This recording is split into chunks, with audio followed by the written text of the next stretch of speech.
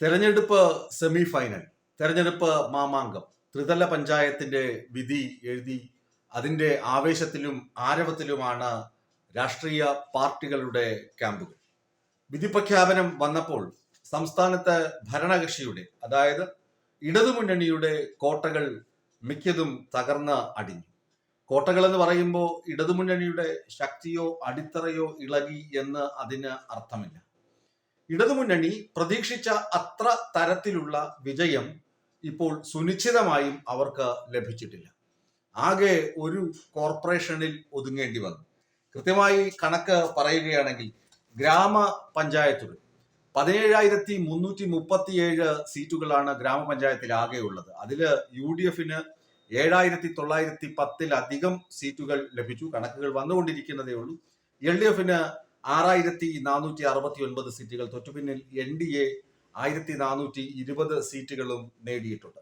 അതുപോലെ ബ്ലോക്ക് പഞ്ചായത്തിൽ 2,267 സീറ്റുകളിൽ 1,214 സീറ്റുകളും UDF നേടി. 903 സീറ്റുകൾ മാത്രമാണ് LDF നേടിയത്. NDA മുന്നണിക്ക് 54 സീറ്റുകൾ ലഭിച്ചിട്ടുണ്ട്. അതുപോലെ ജില്ലാ പഞ്ചായത്തിൽ 346 സീറ്റുകൾ, അതിൽ UDF 180 സീറ്റുകൾ ലഭിച്ചു. 135 സീറ്റുകൾ ലഭിച്ചു. LDF 80 സീറ്റുകൾ, NDAക്ക് 1 സീറ്റ് മാത്രം. ജില്ലാ പഞ്ചായത്തിൽ താമര അങ്ങനെ എല്ലായിടത്തും പടർന്ന് വിരിഞ്ഞില്ല എന്ന് പറയാം. അടുത്ത നഗരസഭ നോക്കുകയാണെങ്കിൽ 3,240 നഗരസഭാ സീറ്റുകളിൽ UDF 1,458 സീറ്റുകൾ ലഭിച്ചപ്പോൾ LDF 1,100 സീറ്റുകളാണ് ലഭിച്ചത്. NDAക്ക് 324, അതേസമയം 323 സീറ്റുകൾ ലഭിച്ചു.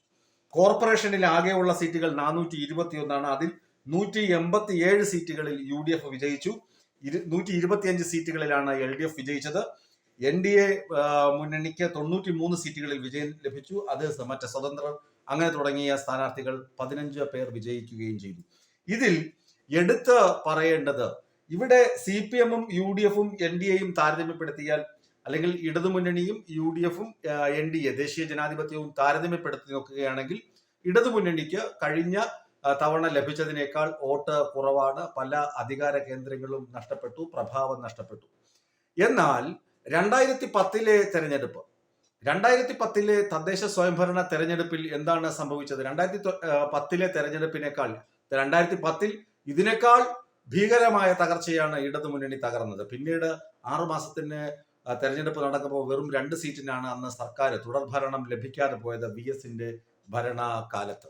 അത് നമുക്കൊക്കെ അറിയാവുന്ന സംഭവമാണ്. അതുകൊണ്ട് തന്നെ ഇതൊരു അടിത്തറ നഷ്ടപ്പെട്ടു പോയി. ഇടതു കോട്ടകളൊക്കെ തകർന്നടിഞ്ഞു. VD സതീശന്റെയും KC വേണുഗോപാലിന്റെയും രാജീവ് ചന്ദ്രശേഖർ ജിയുടെയും ഒക്കെ ആഹ്വാനത്തിൽ മതിമറന്ന് ജനങ്ങൾ ഇടതുമുന്നണിയെ തകർത്തു കളഞ്ഞു എന്ന ഒരു തെരഞ്ഞെടുപ്പ് ഫലമല്ല ഇത് സൂചിപ്പിക്കുന്നത് എന്നത് പരമാർത്ഥമാണ്. ഇനി 6 മാസമുണ്ട് ഫൈനൽ മത്സരമെന്ന് പൊതുവെ വിശേഷിപ്പിക്കപ്പെടുന്ന നിയമസഭാ തെരഞ്ഞെടുപ്പിന്.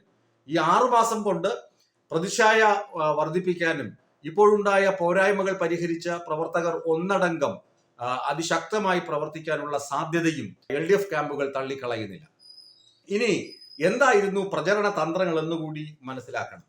സംസ്ഥാന സർക്കാരിന് നേതൃത്വം നൽകുന്ന ഇടതുമുന്നണി മുന്നോട്ട് വച്ചത്, സംസ്ഥാന സർക്കാർ കഴിഞ്ഞ 10 വർഷമായി സംസ്ഥാനത്ത് നടപ്പിലാക്കിയ വികസന പ്രവർത്തനങ്ങൾ, അതുപോലെ തന്നെ ക്ഷേമ പദ്ധതികൾ, അങ്ങനെ പ്രചരണം നടത്തുമ്പോൾ ഇടയ്ക്ക് വീണ്ടും കിട്ടിയ രാഹുൽ മാങ്കൂട്ടത്തിന്റെ പീഡന സംഭവം പോലും അത്ര ആവേശത്തോടു കൂടി ആളുകൾ എടുത്ത് ചൂണ്ടിക്കാട്ടിയിരുന്നില്ല എന്നത് വാസ്തവമാണ്.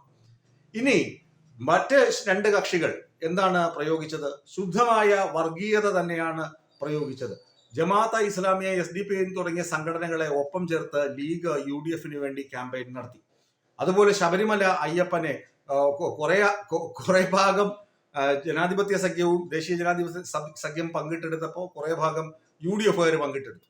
എന്നിട്ട് അവർ ആ പ്രചരണം കൊഴുപ്പിച്ചു.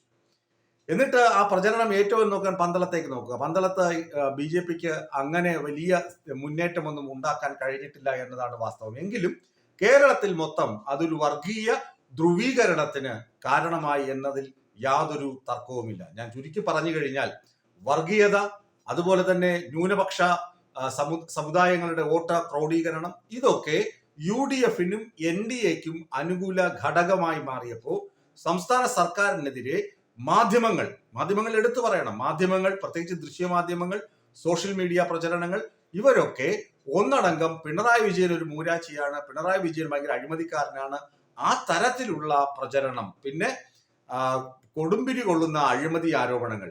ഈ ആരോപണങ്ങളൊന്നും ശരിയല്ല, തെറ്റായ ആരോപണങ്ങളാണെന്ന് കോടതി എടുത്ത് ചവറ്റുകുട്ടയിൽ കളഞ്ഞ സംഭവങ്ങൾ പോലും മാധ്യമങ്ങൾ വളരെ ആഘോഷത്തോടു കൂടി സംസ്ഥാന സർക്കാരിനെ നിശിതമായി വിമർശിച്ചുകൊണ്ടേയിരുന്നു. അതുകൊണ്ടാണ് ആ മാധ്യമ വിചാരണയാണ് ഈ തെരഞ്ഞെടുപ്പ് ഫലത്തിൽ ജനവിധിയിൽ നിർണായകമായ പങ്ക് വഹിച്ചത് എന്നതിൽ യാതൊരു മാറ്റവുമില്ല. കാരണം ഞാൻ ഒന്ന് രണ്ടല്ല 2-3 സ്ഥലങ്ങളിൽ, കൊല്ലത്തും തിരുവനന്തപുരത്തും ഒക്കെ പല സ്ഥലങ്ങളിലും യാത്ര ചെയ്ത് ആളുകളോട് സംസാരിച്ചതാണ്. അപ്പോൾ അവരൊക്കെ പറഞ്ഞത്, നമ്മുടെ വീട്ടിലിരിക്കുന്ന ടി വിയിൽ പറയുന്നത് എന്താണ്, ടി വിയിൽ പറയുന്ന വാർത്തകൾ ഇതൊക്കെ ജനങ്ങളുടെ വോട്ട് ചെയ്യാനുള്ള താല്പര്യത്തെ മാറ്റി മറിക്കുന്നതായിരുന്നു. ഈ 10 വർഷത്തെ കണക്ക് പരിശോധിക്കുകയാണെങ്കിൽ, രണ്ടാം പിണറായി സർക്കാർ അധികാരത്തിലെത്തിയപ്പോൾ തന്നെ ആദ്യമേ അദ്ദേഹത്തിന് തെരഞ്ഞെടുത്ത ടീം മോശമാണെന്ന് പറഞ്ഞു തുടങ്ങി. പിന്നീട് ഓരോ വകുപ്പിനെയും നിശ്ചിതമായി വിമർശിച്ചുകൊണ്ടേയിരുന്നു. പക്ഷെ ആ സമയങ്ങളിലൊക്കെയും തന്നെ ഓരോ വകുപ്പുകളും അച്ചീവ് ചെയ്ത നേട്ടങ്ങളുടെ പട്ടിക നോക്കുമ്പോൾ ശശി തരൂർ MP പോലും ഇടതുമുന്നണിയെ അഭിനന്ദിച്ച സാഹചര്യങ്ങളുണ്ട്.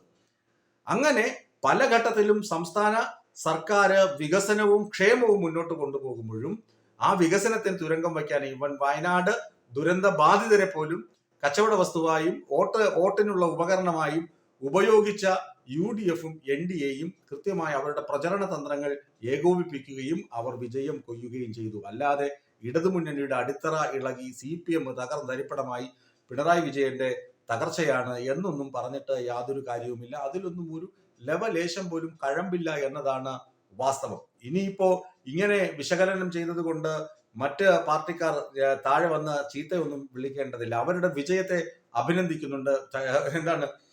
അവരുടെ വിജയം നല്ലത് തന്നെയാണ്. അവരുടെ വിജയത്തിൽ യാതൊരു കളങ്കവുമില്ല. അതിനെ അഭിനന്ദിക്കുക തന്നെയാണ് ചെയ്യുന്നത്. ഇതാണല്ലോ നമ്മുടെ ജനാധിപത്യത്തിന്റെ ഒരു സൗന്ദര്യം എന്ന് പറയുന്നത് തന്നെ. ഈ തെരഞ്ഞെടുപ്പിൽ വരുന്ന മാറ്റങ്ങളും ഒക്കെ തന്നെയാണ്. ഏതായാലും ഇടതുമുന്നണി അമ്പേ പരാജയപ്പെട്ട ഒരു തദ്ദേശ സ്വയംഭരണ തെരഞ്ഞെടുപ്പാണ്. 2010 ശേഷം കനത്ത തിരിച്ചടിയേറ്റു എന്നത് വാസ്തവമാണ്. പക്ഷേ ആ കനത്ത തിരിച്ചടി ഏറ്റു എന്ന് പറഞ്ഞത് കൊണ്ട് ഇടതുമുന്നണിയുടെ അടിത്തറ ഇളകിപ്പോയി എന്ന തരത്തിലുള്ള പ്രചരണം ശരിയല്ല. അവരുടെ കോട്ടകൾക്കൊന്നും ഒരു കുഴപ്പവുമില്ല. അടുത്ത നിയമസഭാ തെരഞ്ഞെടുപ്പിൽ പൂർവാധികം ശക്തിയായി തന്നെ പോരാടി വിജയം വരിക്കുമെന്ന കാര്യത്തിലും ഇടതുമുന്നണിക്ക് ഒരു തർക്കവുമില്ല.